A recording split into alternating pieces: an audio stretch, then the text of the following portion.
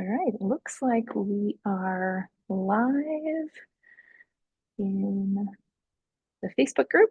Is that fantastic? Oh, and there's Dr. Silasi as well. Hello, how are you? I'm good, thank you. How are you? Great, thanks so much for joining us. Yeah, We just are getting started here. I think we are connected to all of the places we need to be connected to. So we will get started here. I'm going to give everybody a minute or two to kind of connect. We're streaming live in our Facebook support group as well. It can take a minute for people to get connected there. But I'm Kara Belt. I am the founder of endpreeclampsia.org and our Facebook support group, which has a very long name, Preeclampsia, Eclampsia, and Health Syndrome Survivors Global Support Network. It has that long name because that is how the algorithms work. We want to make sure we have all of our audience members able to find us on the interwebs. Welcome everyone for this 8th annual World Preeclampsia Day. It's unfortunate that we have to have a World Preeclampsia Day, and yet it serves a great purpose so we can have conversations like the ones we will be having today to hopefully continue to make efforts in figuring out really what is preeclampsia. I think we know it's more than has more than one phenotype. There's different types of preeclampsia. And that alone has come from the research that has been done over the years. We have about 60,000 member global audience. So if you're joining us today, either in the Zoom or in the Facebook Live, please post in the chat and let us know where you're watching us from, where in the world you are, because we like to see our members from all over the globe taking part in events like we have today. Today's conversation is called the Preeclampsia Puzzle, piecing together the biology, the biomarkers, and the breakthroughs. That's also a long name. Through our Patient-Centered Outcomes Research Institute Engagement Award that End Preeclampsia was awarded last year, our work has uncovered your most pressing topics. And I say your as the members of our organization and those who have had preeclampsia or had a family member touched by preeclampsia. Your most pressing topics for researchers are essentially what we're going to talk about today. Risk factors for developing preeclampsia, tests for preeclampsia, and treatments. So a quick plug for our engagement award. I'm popping in the chat in Zoom. I will also get it on our Facebook page as well. We are accepting applications for our 2026 ambassadors. These are patients and family members of patients who want to use their story to inform research. A lot of what we're talking about today, like I mentioned before, we've uncovered as your primary topics of interest for research. So we would love if you'd like to join us. There are small stipends involved with your participation as well. So please fill out that link if you're interested in sharing with us. Today, we have two maternal-fetal medicine specialists and preeclampsia researchers with us. They've both been instrumental in moving research forward for hypertensive disorders of pregnancy. I am going to let them introduce themselves before we jump into our program. But I just want to first say that we're really, really grateful for your time.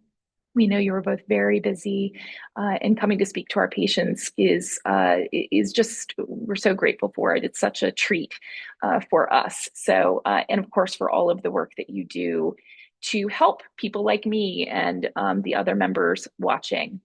Really, we appreciate your expertise, your time, your efforts, and being with us today. We will start with Dr. Michelle Silasi. Michelle, would you like to introduce yourself? Yes, thank you so much, Kara. Thank you to everyone for this opportunity to speak with you about a topic that is near and dear to me, that I'm very passionate about, being preeclampsia. So my name is Michelle Silasi. I am a maternal-fetal medicine specialist currently in St. Louis, Missouri. I'm at Mercy Hospital, St. Louis.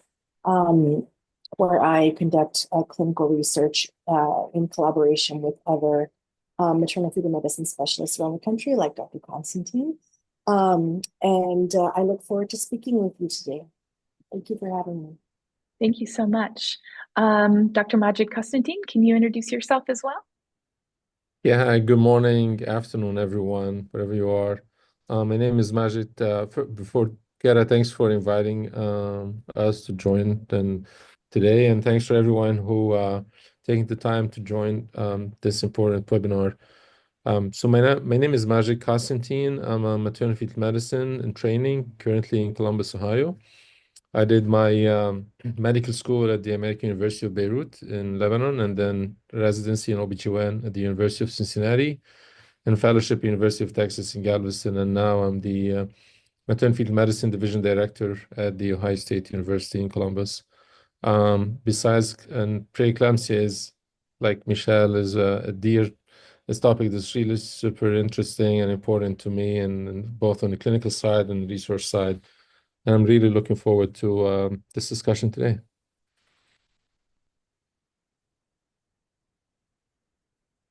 Oh, Carrie, you're muted. See how many years later and still with the mute is a problem here on technology. Thank you so much. Thank you so much for introducing yourselves and for joining us today. We will start with Dr. Michelle Silasi talking about understanding the biology on preeclampsia. I don't know, do you have slides to share? Yeah. You're welcome to, hopefully you can share those. Let's see. I'm not the most technologically advanced. It's okay, me either, clearly. Where is the share button? Should be at the far bottom, should be a green with an arrow pointing up. There we go. Okay, Great. let me first get my all right.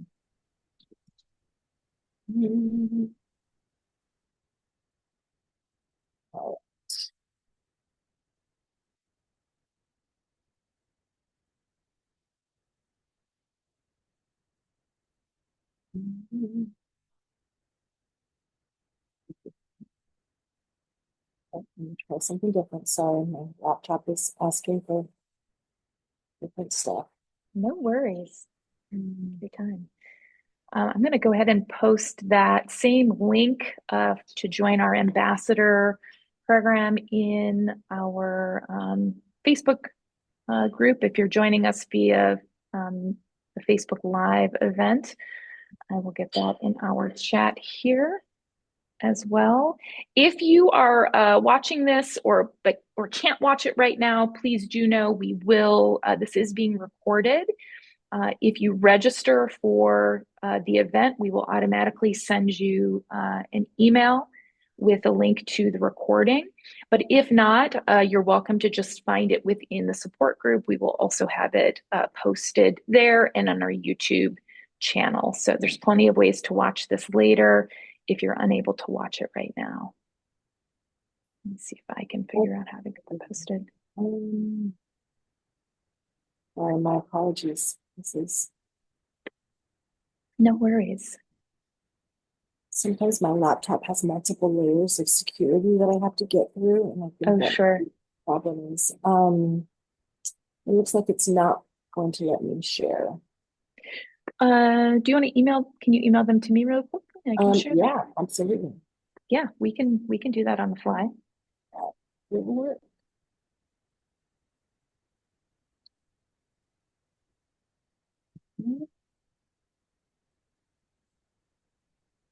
Computers are great until they don't want to work for you. Yeah, I know hospital securities Yes. are always a problem Yes. for good reason, but we'll get them going for you. There we go.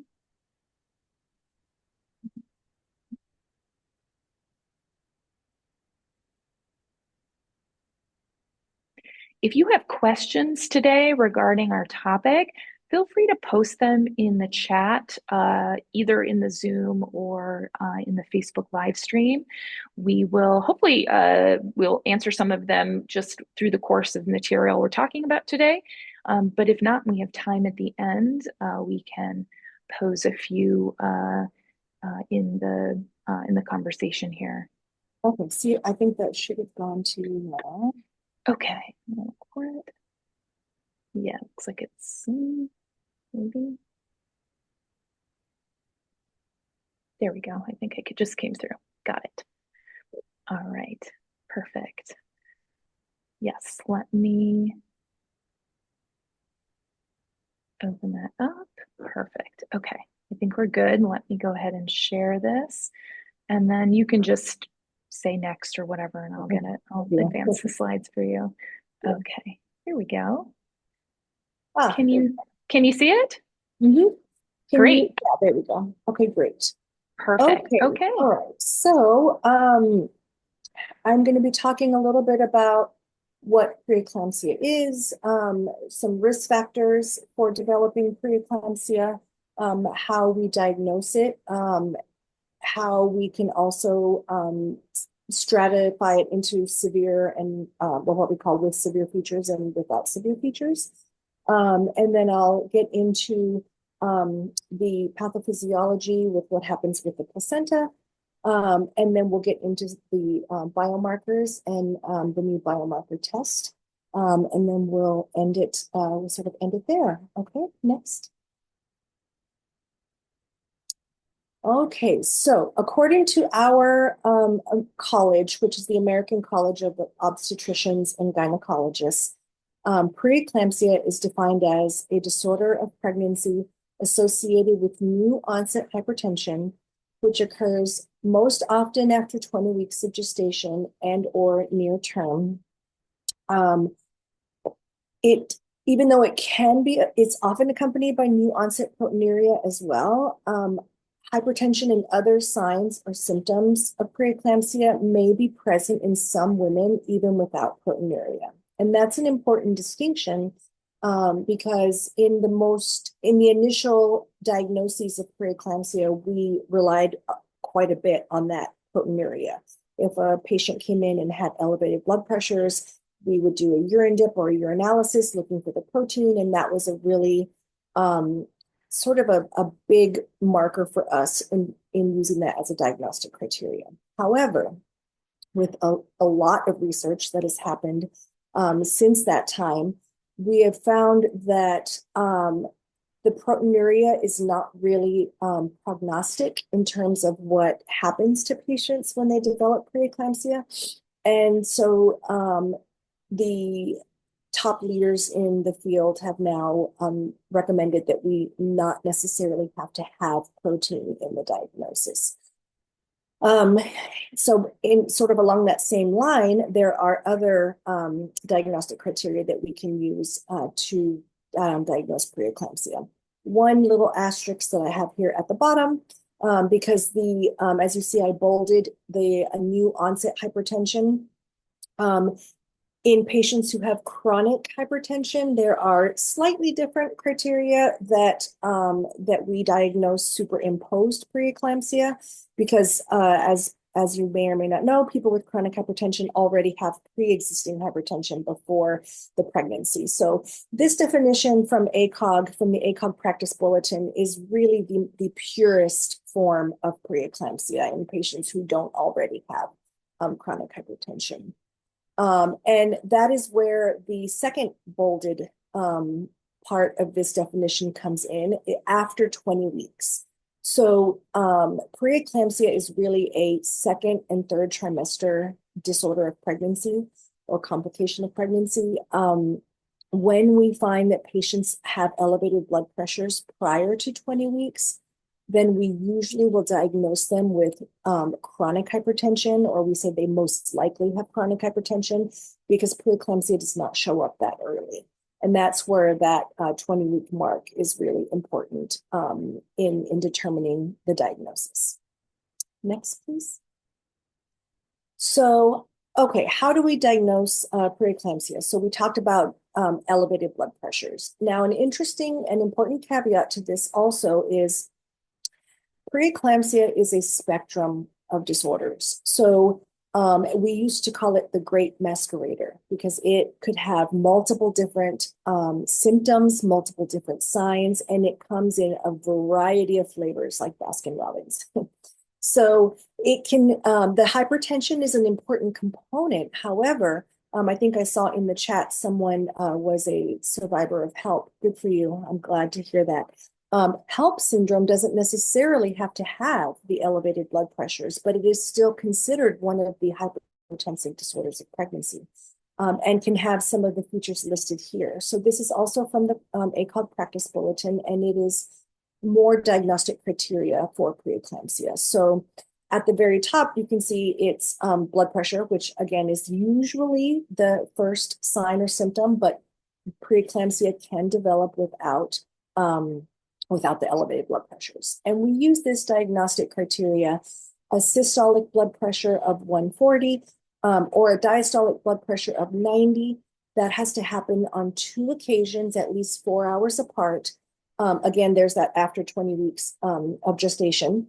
And then again, in a person with previously normal blood pressure.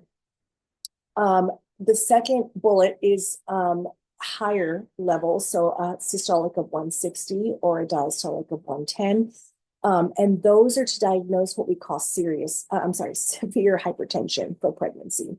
So that's the first diagnostic criteria. And then you can also have any of the items below that. So proteinuria, which we diagnose with either 300 milligrams of protein in a 24-hour urine collection or a spot check of a protein to creatinine ratio of 0.3. The less common use is the diagnostic reading of 2+ on a dipstick, like in the office. We use that a little bit less frequently, but can still be used as the criteria. And then, as I mentioned before, if you don't have the blood pressure, if you have these other features that can also be used to diagnose preeclampsia. So thrombocytopenia, meaning platelets below 100,000, renal insufficiency with your creatinine, which is a measure of your kidney function, being greater than 1.1 or double whatever your baseline level was. Impaired liver function, so elevated liver function tests, usually those are your transaminases, pulmonary edema, or a new onset headache that does not go away with the usual medication. So usually we say Tylenol, and cannot be accounted for other symptoms. So for example, someone who has a history of migraine and comes in with a migraine, that's not necessarily preeclampsia. Next slide, please.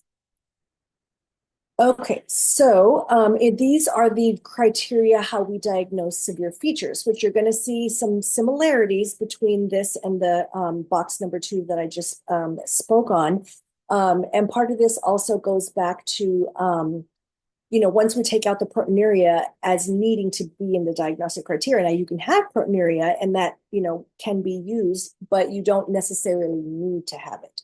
So when we talk about preeclampsia, we talk about preeclampsia with severe features and without severe features. And that also is a very important distinction because you're going to treat them differently.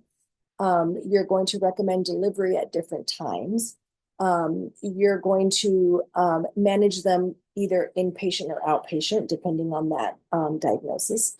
And so this box goes over the criteria for preeclampsia with severe features, okay? And we discussed these already, so we can go on to the next slide, please. Okay, so how does preeclampsia start? Well, let's start before the pregnancy just a bit, because there are some pre-pregnancy or non-pregnant risk factors for preeclampsia. So this box covers a good number of the risk factors for preeclampsia. You see number 1 at the top there is nulliparity. And that's one that we're still working on trying to understand. Women in their first pregnancies are at higher risk for preeclampsia than women in subsequent pregnancies, especially if those women did not have preeclampsia. And then there are a couple here that are sort of the bigger ones that increase your risk for preeclampsia. If you can advance, please. So multi-fetal gestations, so twins, triplets, and we'll kind of get into this in the next couple of slides, but as you know, when you have two babies, you have twice the amount of placenta. And we're going to get into the fact that we think preeclampsia is a placental disorder. So that sort of makes sense when you have more than one baby. Certainly having preeclampsia in a previous pregnancy is a big one. That definitely increases your risk for developing it in a subsequent pregnancy. We talked about the chronic hypertension. So having elevated blood pressures before you go into the pregnancy definitely increases your risk of developing preeclampsia during a subsequent pregnancy. Advance, please. Thank you. Pregestational diabetes, so type 1 and type 2 diabetes is also a very big risk factor for developing preeclampsia in pregnancy. And then lupus, another big one, and I think two more. Antiphospholipid antibody syndrome, and then kidney disease is a very big one as well. So these are sort of like the bigger risk factors for developing preeclampsia, which I believe Dr. Constantine is going to speak about why we recommend aspirin, baby aspirin for patients with all of these risk factors to take to help decrease their risk. Next slide, please. Okay, so you can advance, thank you. As we said, preeclampsia is a problem with the placenta, okay? It generally happens at the end of the first trimester, and it's generally a problem, you can advance, thank you, is a problem with what we think happens in the second wave of implantation. So I'm not going to go into all this detail, but basically there needs to be some level of inflammation in order for the conceptus to implant in the uterus, okay? And that there are two different waves. That first wave has a lot of inflammation, and that helps to get the conceptus, implanted deeply into the uterus. And we think that the problem with preeclampsia happens during what we call the second wave of implantation. If you can advance, please. Again, thank you. Okay, so what is the placenta? So the schematic on the left shows the baby inside the uterus with the umbilical cord attached to the placenta on the right side of mom's uterus. The placenta is the connection between mom and baby. So it is vascularly attached to mom's lining of the uterus, specialized cells called the decidua, and it provides nutrients from the mother to the baby so baby can grow and develop appropriately. You can see so this is a schematic of what goes wrong during preeclampsia. So on the right side of the slide is what is supposed to happen normally. So the red and with the little boxes lining the widened red portion on the right is what is normally supposed to happen.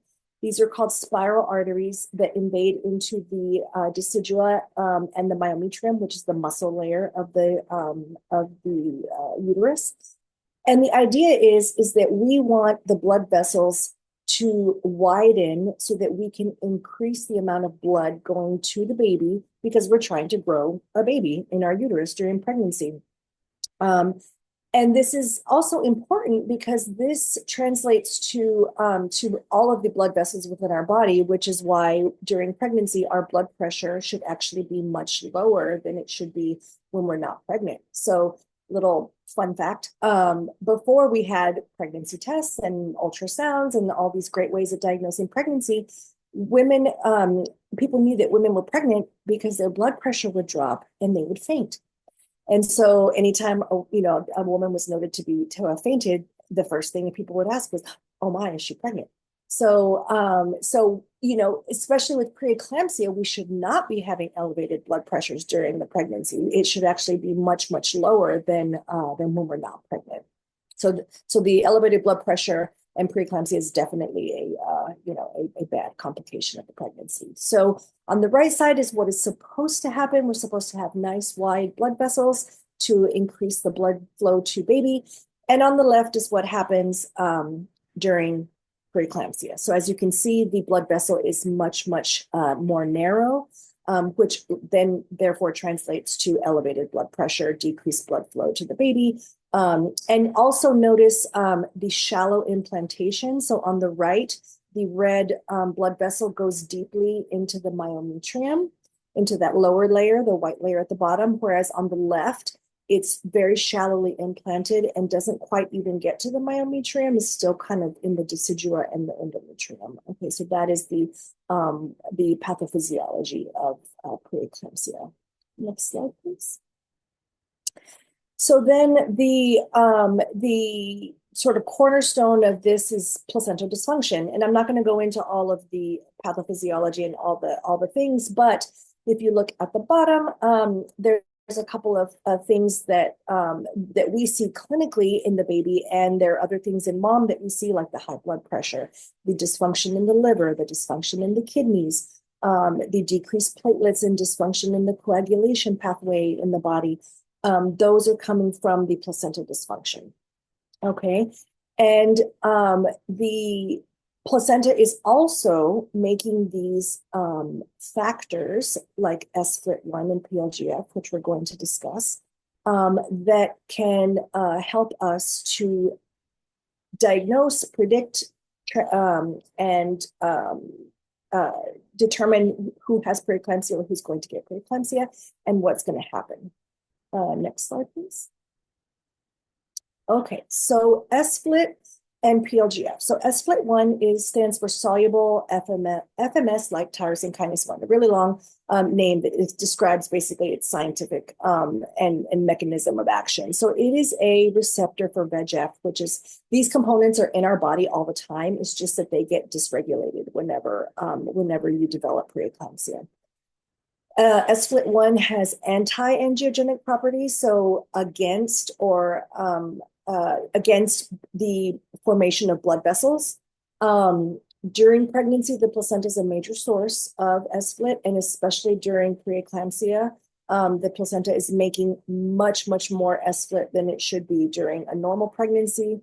And the link between S-FLT1 and preeclampsia has been shown in multiple studies. Now, PlGF stands for placental growth factor, and that is a growth factor that is made by the placenta, hence the name, and that has anti-angiogenic properties.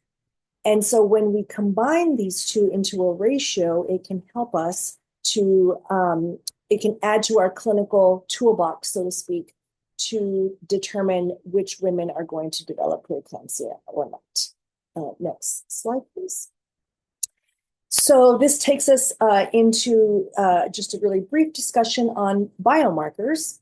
So what is a biomarker? It is basically a biological molecule found in the body. So as I mentioned before, S-FLT is found in all of our bodies, and PlGF is found in women's bodies when they're pregnant. So it's found in our blood, body fluids, or tissues.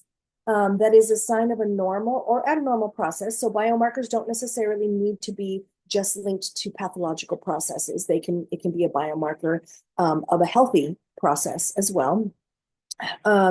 Or it can be a marker of a condition or a disease. And there are multiple different uses for biomarkers. So it can assess health. It can monitor disease progression. So usually this is in people with cancer. There are different biomarkers that can tell you if the tumor is responding to treatment, if the tumor has come back, etc. It can predict outcomes, and it can evaluate responses to treatment. Next slide, please. So in terms of applications for biomarkers, you can use it to detect diseases early. You can use it to diagnose diseases early. It can be used for personalized treatment plans. Again, I use the example with cancer because that one is a very, very large field where biomarkers have really advanced the field and are a large topic of research and innovation. They can be used to develop drugs, new drugs that can be used for different diseases, or they can be used to monitor how the treatment is, how the treatment effectiveness is, or the safety. If there are side effects that we're looking for, you can use biomarkers to detect those as well. Next slide, please. So with preeclampsia, we use the S-FLIT to PlGF ratio. And multiple studies have shown that this ratio can be very useful in terms of predicting women that are going to develop preeclampsia, some prognosis. And so this is the ratio, as I mentioned before, of an anti-angiogenic, which is the S-FLIT1, to an angiogenic, which is the placental growth factor markers. And the clinical usefulness is we use a cutoff of between 38 to 40. And the reason for those numbers is there are two companies that currently have FDA approval for their platforms to measure this ratio. And one of the companies uses 38 as a cutoff and one uses 40. So ratios above that cutoff indicate a high risk of that woman developing preeclampsia within the next 2 weeks. On the flip side, a ratio below that threshold indicates a very low risk. And in terms of the testing characteristics from the research studies that have been done and the clinical trials that have been done, in my personal opinion, I find that using the lower threshold, so when the ratio is below 38 to 40, for me, clinically, that really helps the most. The predictive value for that is the test characteristics are very strong. And so I can feel very confident that when I check that ratio for a patient and it is below 38 to 40, that patient has a very, very, very low risk of developing preeclampsia within the next 2 weeks. And that helps me clinically to be able to develop their care for the rest of the pregnancy. Next slide, please. So in May of 2023 was when the first company received their FDA approval. So there are a few caveats to this test, at least right now. So this test currently is only indicated for patients who are in the hospital, and they can be and they can be in the hospital for multiple different reasons, but the concern or the question of whether or not they are developing preeclampsia is what triggers the need for the test. So you have to be inpatient. We suspect preeclampsia or some type of hypertensive disorder of pregnancy. And again, the one thing that is stressed is that it is not recommended to use the test alone in your clinical decision making. It is a tool, and I'm saying this all the time in my clinical practice. It's a tool in the toolbox to add to what the other clinical criteria that we use and diagnostic criteria and clinical decision making that we use for patients when we suspect that they're developing preeclampsia.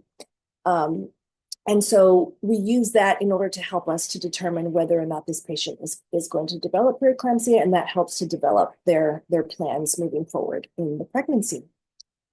Next slide, please.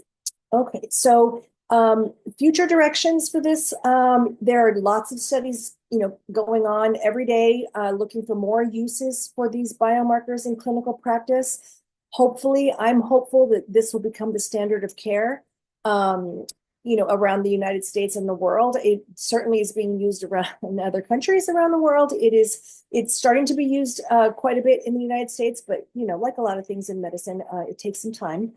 I am certain that the use of these biomarkers are going to change practice. They're going to improve outcomes for moms and babies everywhere, and that is very gratifying for those of us who study this biomarker, who study preeclampsia, and who want to end it. So I believe that's all I have. If you guys have any questions, or if we want to move on to Dr. Constantine, thank you for your time and your attention. Thank you so much, Dr. Silasi. I did grab a couple of questions from the chat. The first one is, I've got a couple of questions from Lisa. The first one is, should doctors be testing pregnant women's blood routinely in pregnancy? And what would routine be to you in order to be on the lookout, I guess, for preeclampsia? Mm-hmm. So that's a really great question. Right now, the studies that have been shown have suggested that it should really be done in patients that we are suspecting either like have an elevated blood pressure or have a prior history of preeclampsia, to screen those women. The problem is once you start screening everyone, the utility of the test goes down because it is dependent on what we call the prevalence of the disease in the population. So you want to really target where preeclampsia is going to be so that your test can be as useful as possible.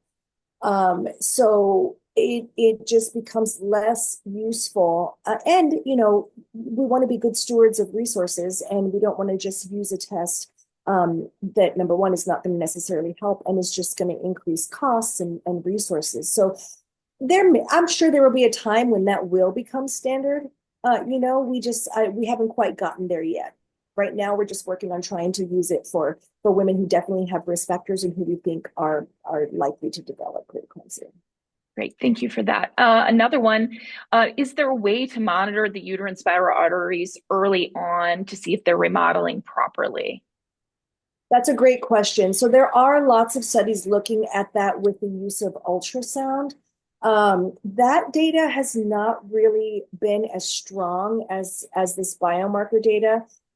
So at least in our practice, we don't routinely, you can measure the uterine arteries basically. And in our practice, we don't routinely measure those. It also can be technically challenging. So sonographers have to have specialized training in order to really accurately do those measurements. And physicians need to have the knowledge also to be able to interpret that. And to some extent, it's difficult to have that potential diagnosis in the first trimester because we still don't, as Dr. Constantine will talk about the aspirin, we don't have other ways to really stop or prevent it quite yet.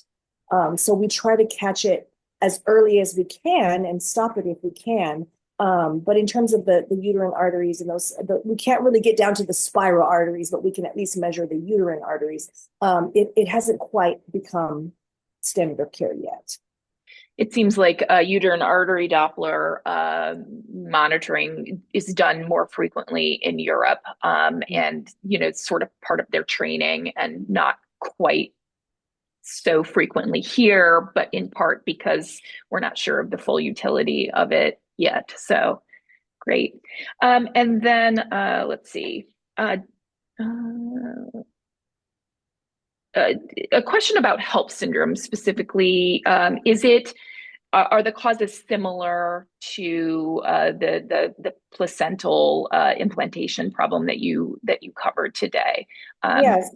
So we think so. We think that this whole spectrum from gestational hypertension to chronic hypertension with superimposed preeclampsia to pure preeclampsia, severe features, HELP syndrome, we think that all of those are part of the spectrum of hypertensive disorders of pregnancy and have the same pathophysiology.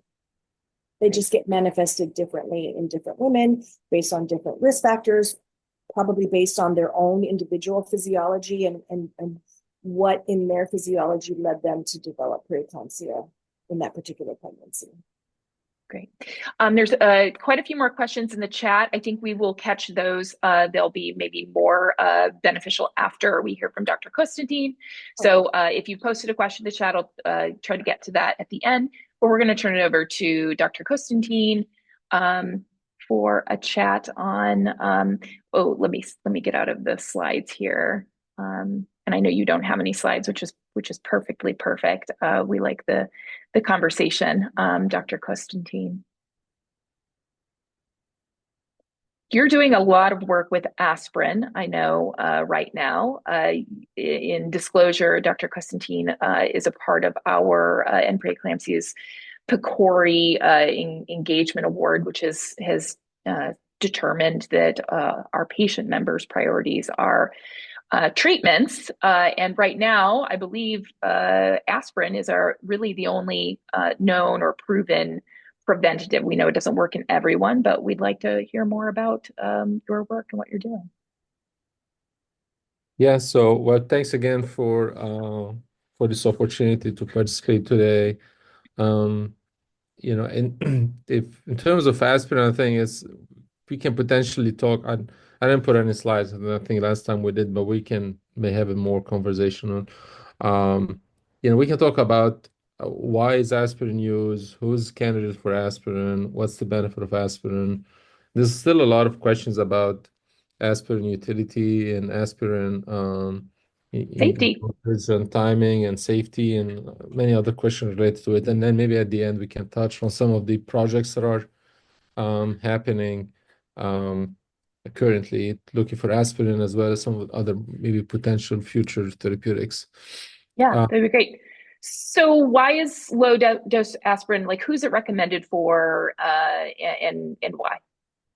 So low-dose aspirin is recommended during pregnancy to prevent and potentially also delay the onset of preeclampsia. This has been recommended by and endorsed by several professional societies like American College of OBGYN, Society of Maternal-Fetal Medicine, United States Prevention Task Force, also international groups um, from the WHO, the Royal College, and many other organizations, as well as um, patient and facing organizations and support groups.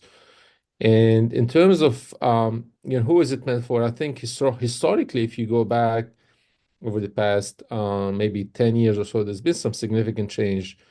Back in 12, 13 years ago, the American College of OBGYN recommended that aspirin be used only for people who had prior severe preeclampsia and preeclampsia that required earlier delivery, or among people who have more than one preeclampsia and multiple pregnancies. And then following that, I think in 2014, the United States Task Force, Preventive Services Task Force, came back and said, well, we're going to expand the criteria for which aspirin can be included. And I think some of them, Dr. Silasi already presented as part of the risk factors criteria. Um, but they included people who have kind of high risk criteria for aspirin and those who have moderate risk factors for aspirin. So for the high risk um, for aspirin, this include patients who have prior preeclampsia, irrespective of how bad it is, irrespective of how many times they've had it. Those who've had just pre-gestational diabetes, type 1, type 2, chronic hypertension, any renal disease, rheumatologic conditions like systemic lupus, erythematosus, antiphospholipid syndrome, and others, multi-fetal gestation, um, etc. And then among those with the moderate risk, so if you have any of these high-risk criteria, you're a candidate to take aspirin. And then there are moderate risk factors, things like whether this is the first pregnancy and what we call nulliparity, BMI more than 30 at the time of pre-pregnancy, African American race, prior baby that was born small for gestational age, prior adverse pregnancy outcome like stillbirth or abruption, low income, and long interpregnancy interval. And for people to you need to have two of these risk factors, moderate risk factors, to be candidate for the for aspirin therapy in pregnancy. And that was in 2014. And it took the American College 3 years to say, you know what, we're going to go with the United States Task Force guidelines. So in 2017 or so, they updated the recommendations saying that we will to recommend aspirin use for people who have either one high risk factors or two or more of the moderate risk factors. That's a lot of risk factors. And also, I think our population tends to have, in the US at least, tends to have a lot of these risk factors. And I know, again, Europe started using aspirin quite a while before we did. Um, who would, well, I guess the next question really is, we hear within our group, we have so many members and they have so many doctors who are reading whatever research they have access to or believe more strongly in, and so we get differing opinions about when aspirin should start and the dosage. And I know that you're running a study right now on dosage differences here in the US, but curious about timing of aspirin, and maybe you just tell us how what you do in your practice, or is it specific to different patients? Do you start some pre-pregnancy? Do you start 12 weeks? Like where do you start aspirin? And tell us a little bit more about that. Yeah, that's a great question, and I think and part of the confusion and still these are questions that we still don't have really precise answer for is the fact that there's been there's been more than 50 randomized trials that are looking for aspirin and its effectiveness in prevention of hypertensive disorders specifically, but also other pregnancy complications over the past 20, 30 years. And these trials used aspirin at different doses. Um, all the way, if you look at the MFM older studies where they use aspirin 60 milligrams, there's 81 milligram, there's 100 milligram, and 160 and 150 milligrams. So there's a lot of variety in the dose that people use when they were testing aspirin. Also, in terms of the when to start aspirin, there's also some differences between the groups that looking at whether to start aspirin before early in pregnancy, around the time before 12 weeks, after 12 weeks, and even the guidelines right now are a little bit different. The ACOG says you can use aspirin during 16 all the way to 28 weeks before, and then WHO would recommend to use it before 20 weeks. Royal College have a different set of guidelines and different dosage based on the risk factors. So there's a lot of variety in these. And I think that's part of the confusion with this whole process coming from the multiple studies that we have and coming up with different conclusions. And anytime when there's multiple studies, people tend to put them in what we call meta-analyses, in which they combine different studies and they look at the outcome and they look at the effect of an intervention on these outcomes. And there's different ways to do these things. And even the meta-analysis came up with different conclusions. I think the earliest one, probably 10 years ago or so, it's called the Paris meta-analysis. And it showed that use of antiplatelet agents, specifically aspirin, decreased risk of preeclampsia, growth restriction, preterm birth by around 10, 15% or so. They didn't specify the dose, they didn't specify the gestation age. Following that, in 2017, there was another meta-analysis that showed that taking aspirin decreases risk of preterm preeclampsia specifically. And for that to occur, aspirin needs to be started before 16 weeks, but also needs to be more than 100 milligram. So that was, again, in a meta-analysis where you combine different studies together. However, another meta-analysis came back, even I think same year or the year later, where the author did what we call individual patient meta-analysis, which means that instead of just taking the entire study and putting the data together and coming up with the conclusion, these researchers will take the individual patients' data from these studies. So they reach out to researchers and ask them for the individual data and put them together and then showed that using this approach, there's really no difference in terms of dosage or in terms of when to start aspirin. The most important thing is to actually use aspirin. With one key paper that also added fuel to the debate. It's called the Aspirin study, which was a large multi-center randomized trials that was conducted in the UK, in which people were screened for the development of early preeclampsia early in pregnancy using biomarkers and Dopplers and blood pressure and clinical factors.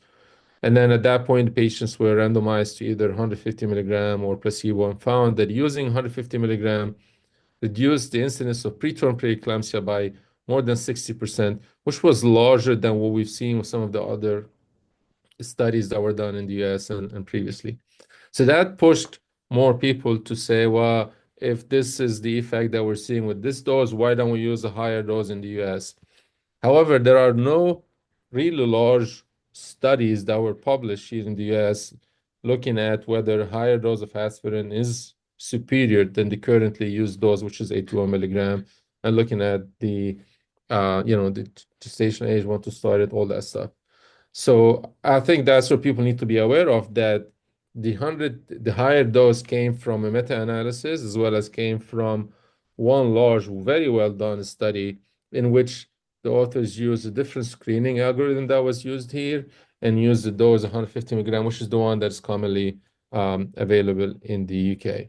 So all of these, I think the kind of the variety of findings and results from all these studies led to confusion, not just for the patients, but also for the providers, what to use, when to use it, etc. And we can talk later on if you want about the studies that we're doing, trying to address these questions. But currently, at least the recommendations by the American College, SMFM, and others is to use 81 milligram to start it between 12 weeks, ideally before 16 weeks, because of the meta-analysis that showed that an earlier use is superior. Although ACOG says you can use it up to 28 weeks, however, it's very um, unusual, or it doesn't probably, I wouldn't say it doesn't make sense, but it's hard to understand the recommendation to start so late at a time when you actually can develop the disease. So the earlier, the better, I would say. And when it comes to safety, people sometimes can enter pregnancy already on aspirin for different indications, and then we keep them on aspirin. There's certainly risk from using aspirin. Overall, it's a pretty safe medication, but there's still some risk of bleeding, particularly early in pregnancy, as well as postpartum hemorrhage, risk of abruption, and these things. But overall, it's a pretty safe medication that is used. Bottom line is, if you have risk factors for preeclampsia, which in the US probably 80-85% of people have some of these risk factors, then start aspirin. And I think the other point to note here is talk to your provider about what they recommend for you, right? What Dr. Constantine or Dr. Silasi does for their patients or any individual patient may be different than what your doctor is advising. And if you're uncomfortable with your physician's advice, talk to them about it. Ask them why. Why are they suggesting this dose versus that dose? What studies are they using? To give them that guidance. As Dr. Constantine pointed out, there's lots of different studies and lots of different recommendations on aspirin. Can you cover briefly, Dr. Constantine, how does aspirin work to prevent preeclampsia? That's a great question, and actually, you'll be surprised to know that we really don't know exactly how aspirin works, despite all the research that's been done on it. There are some major, like leading hypotheses. We know aspirin is an NSAID, is a non-steroidal anti-inflammatory agent that inhibits specific enzymes called COX enzymes. These enzymes are present in the vasculatures, endothelium, the platelets, and there's some imbalance between some of the chemicals that are coordinated by these enzymes, which ultimately lead to vasodilatation or improvement in the blood flow, as well as decrease in what we call platelet aggregation, which prevent blood clots and these things. So this is kind of the main hypothesis, an older hypothesis, but it's still accepted by many. It's interesting because the effect of aspirin blocking these enzymes and leading is actually different by the different doses. A lower dose can block one, where the higher dose can actually block more than one enzyme. So theoretically, you can have a wider effect. There's also more recent hypotheses or ideas related to aspirin use and improving what we call decreasing inflammation, but also upregulating certain chemicals called pro-resolvings. So when you have inflammation, there are agents that start inflammation, and there are agents that stop inflammations, and there are things that are called pro-resolving, which are molecules or agents that will help to kind of resolve that inflammatory process that is happening. And aspirin is thought that actually it helps in that pathway, basically to decrease inflammation and improve some of the chemicals that will help to resolve that inflammatory process. You don't want inflammation to be lingering for a long time. So that's something people are looking at. There's also some studies look at whether aspirin affects some of these biomarkers, although it is still not clear exactly how much it does in that regard. But predominantly, this is an agent that we think improves your vasculature, improve the perfusion, which if you go to what Dr. Silasi mentioned about earlier on, the implantation problems, the early presentation problems, that can play a role in that process. And I've seen a study, it's a few years old now, that that aspirin inhibits the production of SPLT1. Is that still a thought? There may be some benefit with aspirin to that.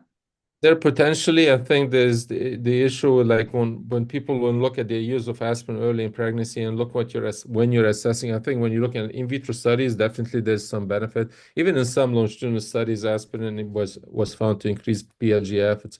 So again, it's a multiple pathways. I will think how it works. We don't know exactly the relative contribution of every different pathway and the ability of aspirin to reduce the risk of preeclampsia. Great. Can we talk about the work that you're doing right now in comparing aspirin dosage? So there's a lot of studies that are ongoing right now, which is very interesting, looking at aspirin for the prevention of preeclampsia. One of the, based on what we said earlier regarding some of the discrepancy in the older studies and which dose to use and when to start it, etc., we are doing a large multi-center study, and I'm going to actually put the link in the chart for people to in the chat for people to access it. There's a patient-facing website, and they can learn more about it. But basically, this is a PCORI funded trial, large trial that's looking at the comparing 81 milligram of aspirin versus 162 milligram among 10,740 people who have risk factors for preeclampsia and who need aspirin in pregnancy. And the study is blinded, which we don't know what those people are getting, and it will be enrolling patients at 12 centers in the country with the primary outcome of preeclampsia. But also the study is so large and it's powered to look at different subgroups. We're looking to see whether aspirin works better if in patients who have larger BMI or not, based on certain high risk factors or low risk factors, among other things. And so that study will hopefully address the dosage question to figure out whether aspirin is more effective if you use it at 100 at a higher dose or not. But also looking also at the safety question: is there any more incidence of bleeding episodes, whether in pregnancy or after pregnancy? Looking at neonatal outcomes, and also looking at patient satisfaction with the process being in the study, or also using a higher dose of medication. So that's just one larger study. There's another, there's the other studies looking at whether we use certain biomarkers specifically related to extracellular vesicles that are secreted by the placenta to monitor how people respond to aspirin in pregnancy. Both of these two studies are ongoing. The maternal-fetal medicine units network is planning a study where you're looking at, again, different doses of aspirin for the prevention of preterm birth among patients who've had a preterm birth before. And this is specifically looking at, and this is looking at both spontaneous as well as indicated preterm birth. There are also another study looking at starting aspirin way early around the time of positive pregnancy tests at different doses and looking whether there's a benefit of higher dose in reducing a combined outcome of pregnancy loss as well as preeclampsia. So there's a lot of work happening in aspirin right now, and hopefully in the next 3 years, 4 years, we'll really get to the bottom of the questions related to dose, gestational age, and also the different subgroups for which we think one dose may be better than others, if that's the case. Great. We are really excited and looking forward to that that work that you're doing, and obviously the work of other researchers on aspirin. Do we have a sense for why aspirin works for some people and not others?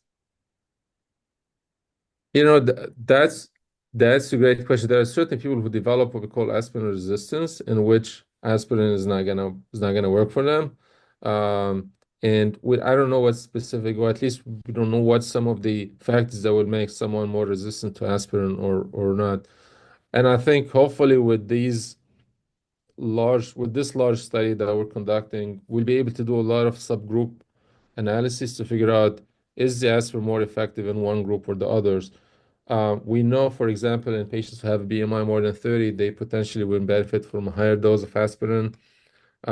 Patients who have diabetes may be less responsive to aspirin. There's actually a trial in Ireland that showed that aspirin did not work among patients who have diabetes, although now it is recommended for people who have diabetes. But these are the questions that I think we need to get to the bottom of and figure out is this the right medication for to prevent preeclampsia and how effective it is in the different subgroups.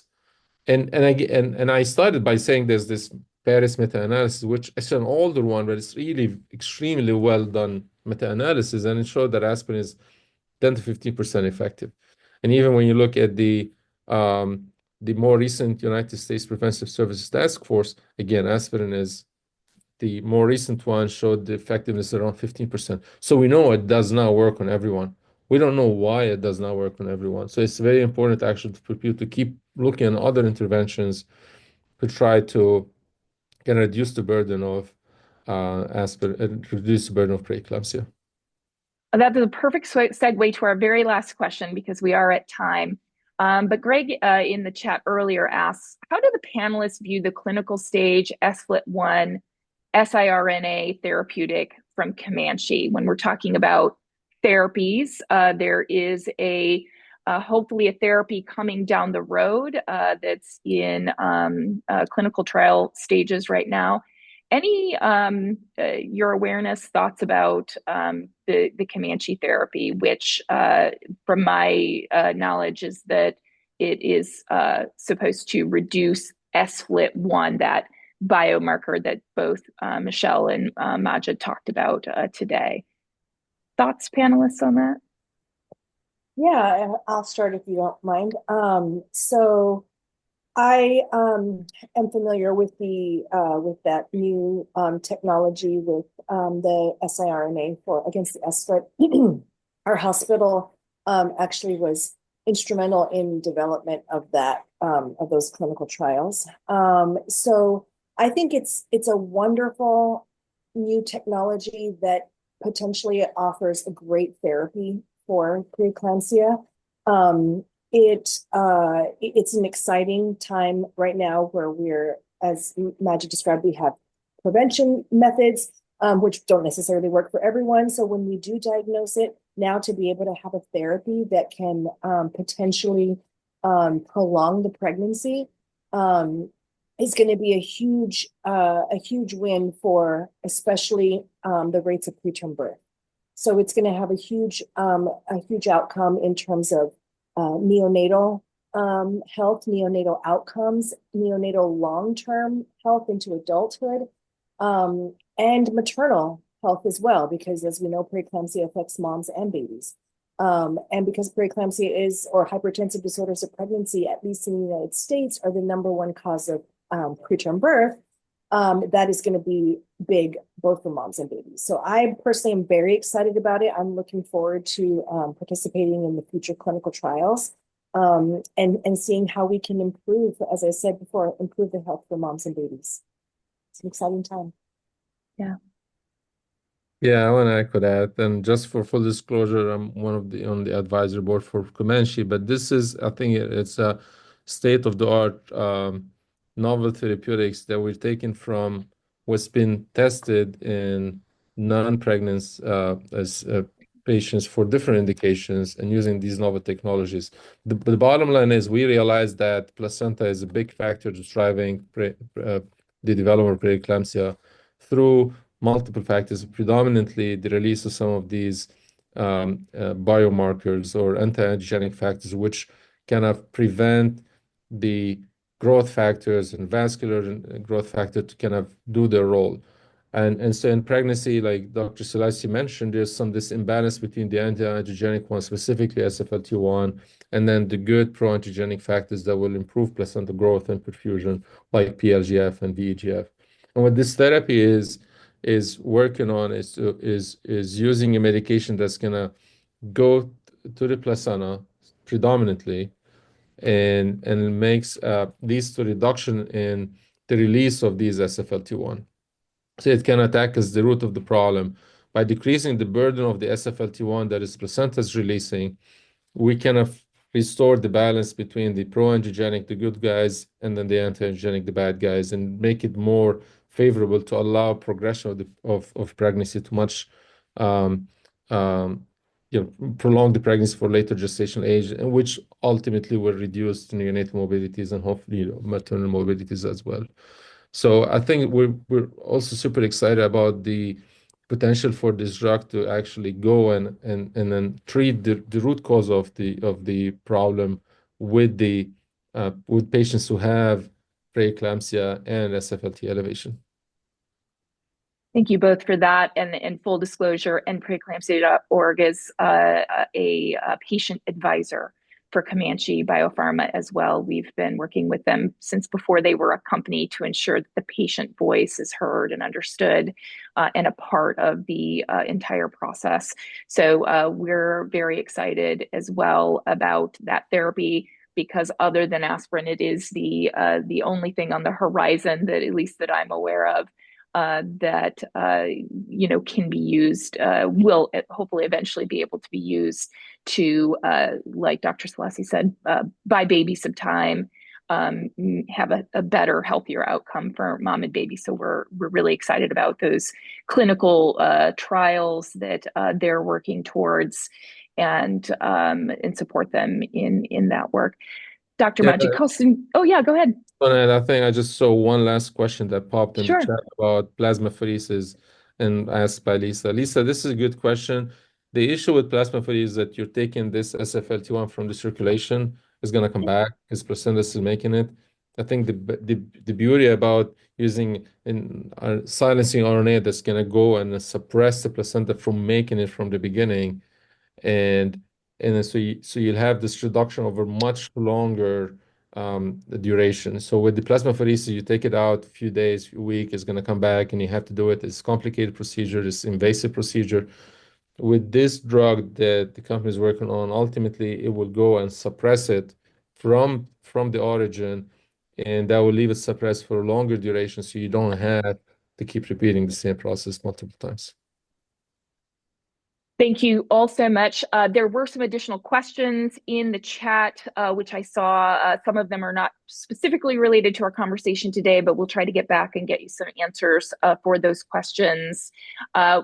Dr. Constantine also has, we have a full slideshow and video that he did in December about his aspirin project, if you want to learn more. We have those slides at our YouTube page and also within our support group. So feel free to check them out there. Dr. Constantine also put a link in the chat. I will make sure it gets into the Facebook Live chat as well. If you would like to go check out his aspirin study, and maybe you're somebody who could participate in the trial as those go on. You said 12 sites, right? 12 sites? Yes. Across the US. So excited about Yes, that. all the way from California, Texas, New York, all over. Great, fantastic. Dr. Majid Constantine from The Ohio State University, Dr. Michelle Silasi from Mercy Hospital in St. Louis, Missouri. Thank you both for your expertise and time today. I really appreciate it. Have a good day, everyone. Thank you for having us. Thank you, Kara. Bye, Michelle. Bye-bye.